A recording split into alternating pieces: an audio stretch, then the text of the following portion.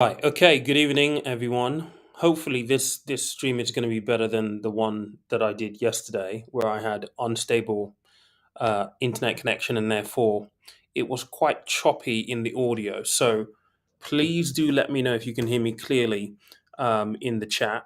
Um, this should be okay.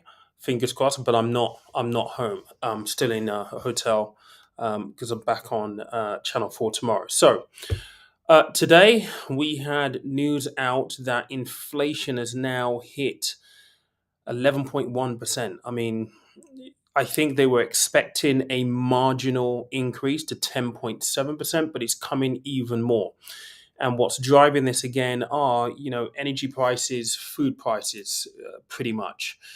And so, with the budget arriving tomorrow, it presents another set of challenges, I suppose, for Rishi and Jeremy Hunt around what they basically do. Now, look, we probably should have expected this anyway, right? Because inflation has been going up all this year. And even with um, interest rates having been put up as many times as they have been, and the last one being quite significant, there still hasn't been any material impact on the inflation numbers itself. But I think it's really, really important just to kind of note. Someone's calling me. All right, let's make this really, really quick. I think it's really, really important just to note that even with inflation numbers being as they are right now at 11.1%, many people are going to be feeling the impact very differently. And this is something that came out today from the Food and Drinks Federation, right? So, with food inflation now at 16.4%, 16.4% for food inflation, that's pretty steep. It is vital that the government supports food and drink businesses in the autumn statement. Now, what we haven't seen so far from the government in all of the interventions is real tangible help for businesses, right? And if we're going to try and grow our way out of this, then there is going to need to be some kind of assistance for business. When we get to the point where jobs start to get laid off, then that's bad. It compounds it even more. It means that we get even further into a recession because we haven't got people generating that tax take. And so it's going to be really, really interesting tomorrow to see what package of things get released in the budget. And if I'm completely honest, guys, I do not envy either Rishi Sunak or Jamie Hunt right now. In fact, I'm just going to show you this other thing as well because there is a really cool link on Sky at the moment. So if you go on to Sky at the minute, I'll link this in the comments once this is actually done.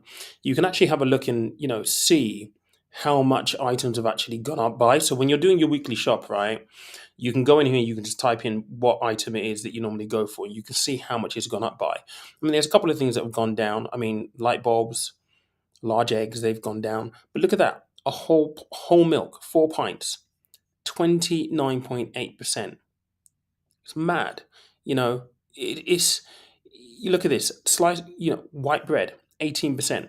These are the things that are driving inflation for, I guess, ordinary people, where it feels like it's really, really painful because the things that you're buying on a week to week basis, which are essentials, by the way, right? We all need bread, we all need milk, we all need this this basic stuff for survival, really.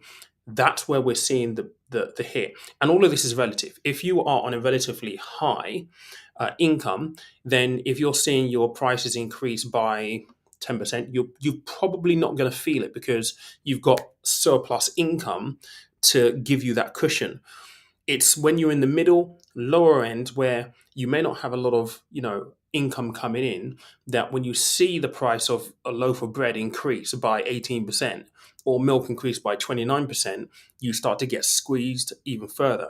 Then you add on to this equation the fact that energy prices, fuel prices have also gone up as well. So it's going to be really, really interesting to see what the interventions are going to be tomorrow from the Chancellor and from Rishi Sunak, what packages they're going to announce.